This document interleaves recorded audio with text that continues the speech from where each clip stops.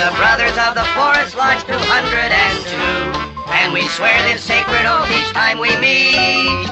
If a brother is in trouble, be he big or be he small, a brother of the forest will hearken to his call.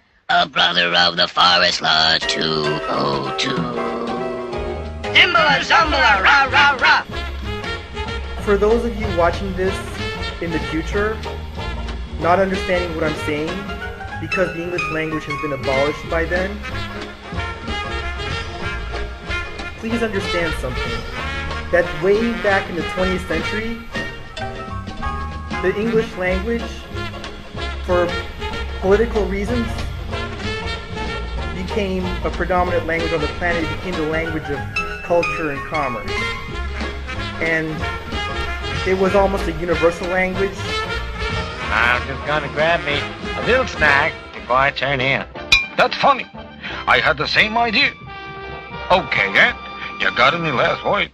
Yep, I got one. Zimbala, zoomala. Hey, what kind of word was that? And it's unfortunate because, you know, English, well, really isn't a language, as you've probably no doubt learned in your history books by now. It's a dialect, a Creole of French and Latin.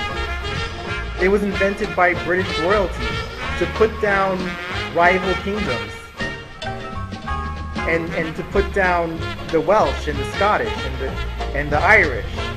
Ah, at last, peace. I'll pull this plug, and we can also have quiet. Oh, you naughty ant! You turned off the fan! In that case, I better bail out. It's a good thing us ants carry parachutes. I'll be back as soon as I get this plugged in. Better hurry. Ground zero coming up. And it was standardized in America and used to put down minorities in America, in particular the blacks and the Mexicans. And it was brought all around the world by the British and used to put down basically everywhere where the British went, you know, all the colonies. The West Indies, the East Indies, Africa, Asia. They forced them all to speak English. Are you comfy, little buddy? I sure am, Tiny. Who that? I'll take over now. He ain't a member of our like. Now, English doesn't have an adequate lexicon to communicate deep thought. Zimbala, zoomala. It's a poor language for communication. It's poor. If you look at a sentence in Latin and translate it into English, one Latin sentence takes about 3 English sentences. Okay, it's cumbersome language. Boy, I sure do love these lodge meats. You can't really express any kind of idea with it. It's a vague language. It's a racist language. I mean,